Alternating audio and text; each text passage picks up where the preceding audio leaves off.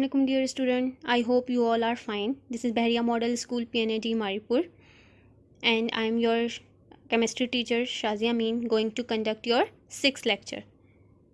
So we started our chapter number 4 periodicity of elements and topics we are going to study today. Some periodic properties of the atoms also called as periodic trends. So what are our learning objectives? To define atomic radii, electron negativity, electron affinity and ionization energy and their trends along the period and within groups. So periodic trends या periodic properties are the properties of the elements which help to study the periodic table. हमने अपने previous topic में क्या पढ़ा है, periodic table हमने study किया है. हमने अरेंजमेंट ऑफ एलिमेंट्स को स्टडी किया है कि with in a group elements की प्रॉपर्टीज़ किस तरह चेंज हो रही हैं, विद इन अ पीरियड किस तरह उनमें क्या चेंजिंग आ रही है. And we know that elements repeat their properties at regular interval. So ये कुछ पीरियोडिक प्रॉपर्टीज़ हैं जिनकी स्टडी से पीरियोडिक टेबल की स्टडी आसान हो जाती है. ठीक है. So these are also called as periodic trends. तो हम स्टडी करेंगे कि ये पीरियोडिक प्रॉपर्टीज़ जो हैं यानी अलोंग द पीरियड एलिमेंट्स में क्या चेंजिंग आ रही है और अलोंग द ग्रुप उनकी प्रॉपर्टीज़ में क्या चेंजिंग आ रही है. ठीक है. कौन कौन सी उनकी प्रॉपर्टीज़ हैं? Atomic radius, ionisation energy, electron affinity and electron negativity. So these are 4 periodic properties which we are going to study, also called as periodic trends. तो सबसे पहले है आपके पास एटॉमिक रेडियस. ठीक है. किसी भी एटम का एटॉमिक रेडियस कैलकुलेट करना, एक्यूरेट जो है वो मेजर करना पॉसिबल नहीं होता. ठीक है. तो कैसे मेजर किया जाता है? एटॉमिक रेडियस मीन्स उसके न्यूक्लियस से उसके आउटर मोस्ट शेल तक का जो डिस्टेंस है that is called atomic radius. आप किसी भी स्फेयर का रेडियस मालूम करते हो मैथ में. ठीक है. सो न्यूक्लियस से लेके उसके सेंटर से लेके उसके वैलेंस शेल तक का जो डिस्टेंस है वो क्या कहलाता है? एटॉमिक रेडियस कहलाता है. ठीक है. सो कब ये ठीक तरीके से मालूम हो पाता है? जब 2 सिमिलर एटम्स इन कांटेक्ट में आते हैं. ठीक है. तो जहाँ तक उनका वैलेंस शेल होता है वहाँ के ऑब्वियसली दे स्टॉप. सो एक के न्यूक्लियस से दूसरे के न्यूक्लियस तक का जो डिस्टेंस है उसका जब हाफ करते हैं तो उस एटम का एग्जैक्ट क्या मालूम हो जाता है? रेडियस मालूम हो जाता है. ठीक है. So it is defined as the half of the distance between 2 adjacent nuclei of the 2 identical atoms in contact with each other. ठीक है. 2 सिमिलर एटम्स जो एक दूसरे के इतने करीब होते हैं, टच में होते हैं, उनके जो न्यूक्लियस का हाफ डिस्टेंस है वो क्या कहलाता है? Atomic radius. ठीक है. और सिंपल लैंग्वेज में हम इसको न्यूक्लियस से उसके वैलेंस शेल तक का जो डिस्टेंस होता है वो उस एटम का रेडियस कहलाता है. ठीक है. यानी उसका साइज़ है. So it is measure in angstrom. ठीक है. किस में मेजर किया जाता है? इसको एंगस्ट्रॉम में मेजर किया जाता है. So what is the trend कि अलोंग द पीरियड जो है एटॉमिक रेडियस में क्या चेंजिंग आ रही है या अलोंग द ग्रुप जो है वो एटॉमिक रेडियस में क्या चेंजिंग आ रही है. तो हम वो स्टडी करेंगे. ठीक है. सो अलोंग द पीरियड जब हम लेफ़्ट से राइट पीरियोडिक टेबल में जाते हैं तो we know that number of shells increase नहीं होते. ठीक है. फॉर एग्जांपल हमारे पास फर्स्ट पीरियड है तो फर्स्ट पीरियड मीन्स 1 शेल. ठीक है. इसमें जितने भी एलिमेंट्स हैं उनमें एक ही शेल होता है. सिमिलरली अगर सेकंड पीरियड है तो इसमें जितने भी एलिमेंट हैं इसमें टोटल नंबर ऑफ़ शेल्स कितने? 2 ही शेल्स हैं. अब नंबर ऑफ़ इलेक्ट्रॉन्स तो बढ़ते चले जा रहे हैं, इलेक्ट्रॉन क्लाउड तो बढ़ रहा है लेकिन शेल्स नहीं बढ़ रहे. ठीक है. तो जिसकी वजह से एटॉमिक रेडियस यानी जो एटम का साइज़ है वो भी इंक्रीज़ होने के बजाय मज़ीद डिक्रीज़ हो रहा है. क्योंकि जैसे जैसे इलेक्ट्रॉन्स बढ़ रहे हैं न्यूक्लियस की जो फोर्स है to attract the electron towards itself वो बढ़ती चली जा रही है. ठीक है. न्यूक्लियर चार्ज मीन्स बढ़ता चला जा रहा है. न्यूक्लियस जो है वो ज़्यादा फोर्सफुली जो है वो इलेक्ट्रॉन्स को अपनी तरफ खींच के रखता है जिससे उसका रेडियस मज़ीद डिक्रीज़ हो जाता है. ठीक है. So along the period from left to right atomic radius decreases. और क्यों डिक्रीज़ हो रहा है? Due to the increase of nuclear charge, क्योंकि नंबर ऑफ शेल्स तो बढ़ नहीं रहे लेकिन नंबर ऑफ इलेक्ट्रॉन्स बढ़ रहे हैं, जिसकी वजह से न्यूक्लियस जो है वो ज़्यादा फोर्सफुली इलेक्ट्रॉन्स को अपनी तरफ खींच के रखता है।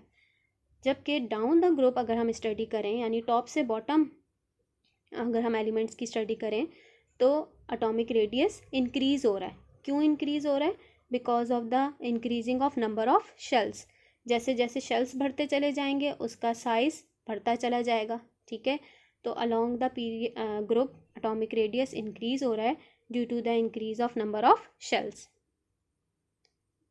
So this is all about, I explain you. So you can see here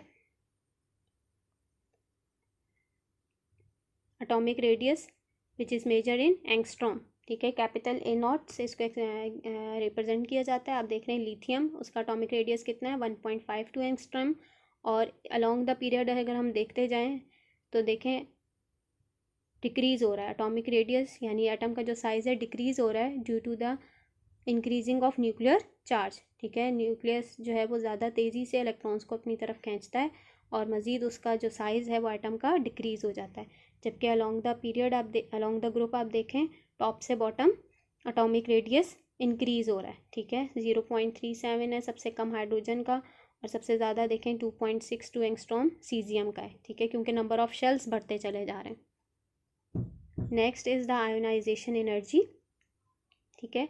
it is the energy required to remove an electron from atom in its gaseous state, ठीक है। किसी भी एटम के बैलेंस शेल में से electron को remove करने के लिए जो एनर्जी रिक्वायर्ड होती है वो क्या कहलाती है? आयोनाइजेशन एनर्जी, ठीक है। यानी किसी भी एटम के आखिरी शेल में से, बैलेंस शेल में से इलेक्ट्रॉन को रिमूव करने के लिए जो एनर्जी रिक्वायर्ड होती है वो एनर्जी क्या कहलाती है?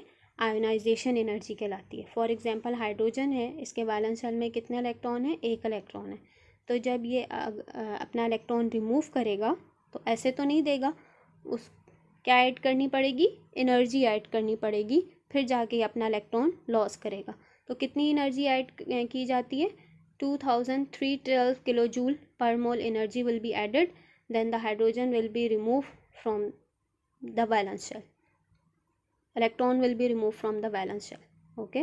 So after losing the electron it is converted into ion, so energy required called as ionization energy, यानी आयंस में कन्वर्ट करने की जो एनर्जी आयोनाइजेशन एनर्जी कहला रही है, ठीक है। सो एनर्जी ऐड हो रही है तो साइन क्या है? Positive. It is measured in kilo joule per mole और electron volt per atom. So after losing it electron it acquired a positive charge, ठीक है। उस पर क्या चार्ज आ रहा है? पॉजिटिव चार्ज आ रहा है, ठीक है।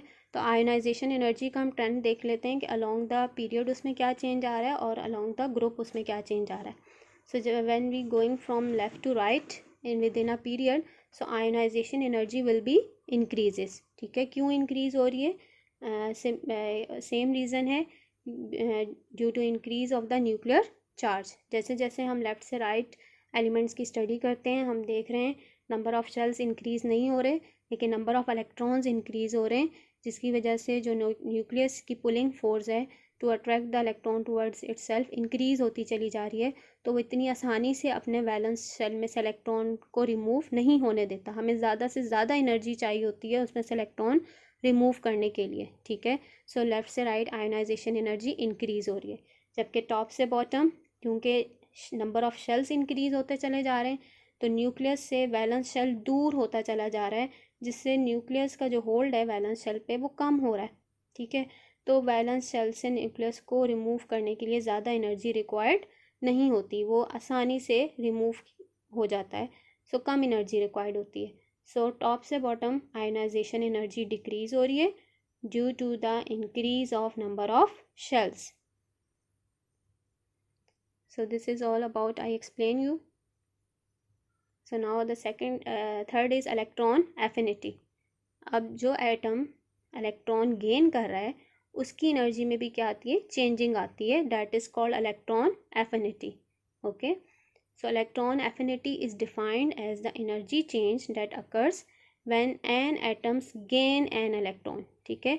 जब एक एटम इलेक्ट्रॉन को गेन करता है ठीक है। अब जब एक लॉस कर रहा है, दूसरा क्या कर रहा है, गेन कर रहा है, तो जो गेन कर रहा है उसकी एनर्जी में भी चेंज आ रहा है, ठीक है।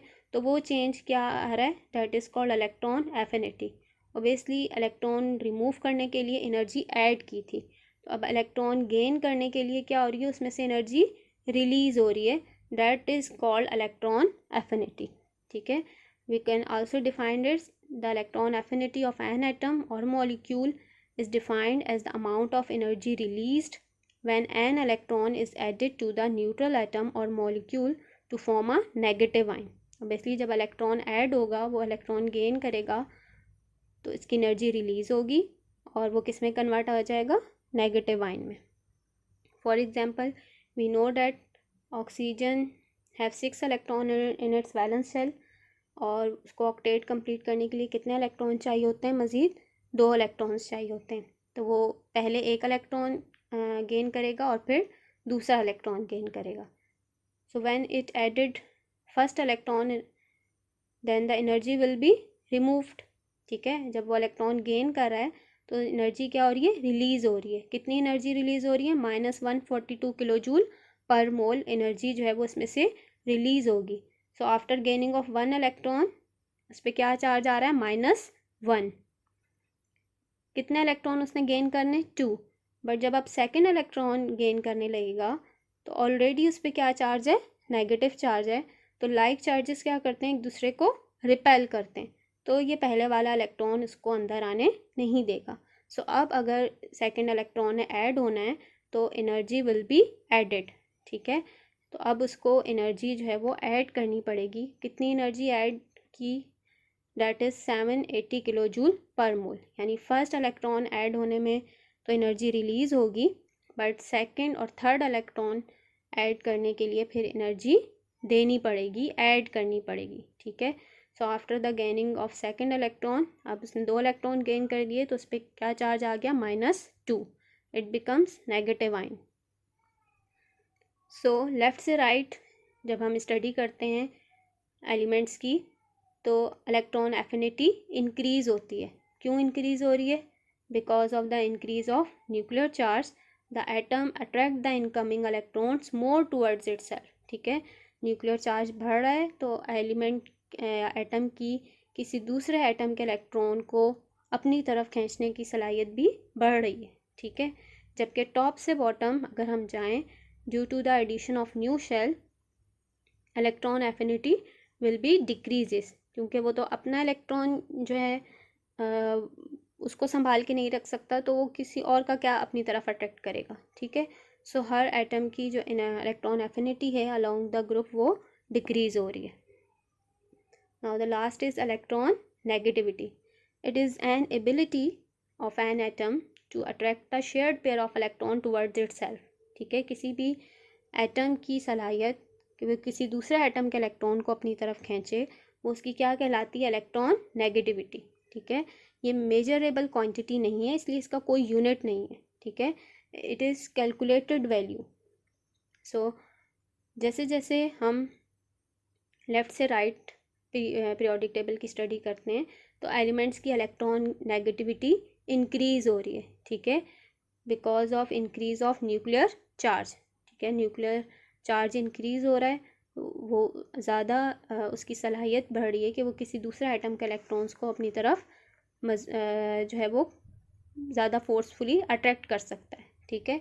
सिमिलरली अगर हम टॉप से बॉटम स्टडी करते हैं तो इलेक्ट्रॉन नेगेटिविटी डिक्रीज़ हो रही है due to the increase of number of shells, ठीक है। नंबर ऑफ शेल्स बढ़ते चले जा रहे हैं, इसलिए न्यूक्लियर चार्ज डिक्रीज़ होता चला जा रहा है, वो दूसरे इलेक्ट्रॉन्स को अपनी तरफ अट्रैक्ट नहीं करता, ठीक है। जैसे आप टग ऑफ वॉर जो है वो खेलते हो, जिसमें ज़्यादा ताकत होती है वो दूसरे के ग्रुप के जो मेंबर्स हैं उनको अपनी तरफ खींच लेता है। सिमिलरली ये किसी भी एलिमेंट की एबिलिटी है जिससे वो किसी दूसरे एलिमेंट के इलेक्ट्रॉन्स को अपनी तरफ अट्रैक्ट करता है, ठीक है। So this is the summary. ये एरो आपको शो कर रहा है लेफ़्ट से right and this arrow showing the top to bottom. So left से राइट कौन कौन सी प्रॉपर्टीज़ इंक्रीज़ हो रही हैं, आयोनाइजेशन एनर्जी भी इंक्रीज़ हो रही है, इलेक्ट्रॉन एफिनिटी भी इंक्रीज़ हो रही है, इलेक्ट्रॉन नेगेटिविटी भी इंक्रीज़ हो रही है, ठीक है। क्यों इंक्रीज़ हो रही हैं तीनों properties, due to the increase of nuclear charge which increase the hold of electrons towards its self, जबकि एटॉमिक रेडियस डिक्रीज हो रहा है, ठीक है, क्योंकि नंबर ऑफ शेल्स इंक्रीज नहीं हो रहे, जबकि टॉप से बॉटम पर ये तीनों प्रॉपर्टीज़ तो डिक्रीज़ हो रही हैं, ionisation energy, electron affinity and electron negativity, तीनों डिक्रीज़ हो रही हैं। क्यों डिक्रीज़ हो रही हैं? Because of the increase of number of shells, the hold of nucleus to its valence shell decreases, ठीक है, न्यूक्लियस का वैलेंस शेल पे जो होल्ड है वो डिक्रीज़ होता चला जा रहा है, ठीक है। लेकिन एटॉमिक रेडियस क्या हो रहा है? इंक्रीज़ हो रहा है। क्यों इंक्रीज़ हो रहा है एटम का साइज़? क्योंकि नंबर ऑफ शेल्स बढ़ते चले जा रहे हैं, ठीक है। So this is all about today. Home task क्या है? आपने लेक्चर को रिवाइज करना है, क्वेश्चन आंसर याद करने से रिलेटेड। क्वेश्चन नंबर 8 है, 13 है, पेज नंबर 77 पे, उसको सॉल्व करना और लिखना है, और एक पीरियोडिक टेबल बनाना है आपने, जिसमें आपने पीरियोडिक प्रॉपर्टीज़ जो है वो आपने शो करनी है कलर्ड कंप्यूटर पेपर पे, और उसको याद भी करना है। कैसे आपने टेबल बनाना है? इस तरह से चारों प्रॉपर्टीज़ का आपने लिखना है कि अलोंग द पीरियड वो डिक्रीज़ हो रही है या इंक्रीज़ हो रही है, और क्यों हो रही है उसका रीज़न भी बताना है, उसको एक्सप्लेन भी करना है। अलोंग द ग्रुप वो इंक्रीज़ या डिक्रीज़ हो रही है, then you give the reason of it. Okay, thank you student.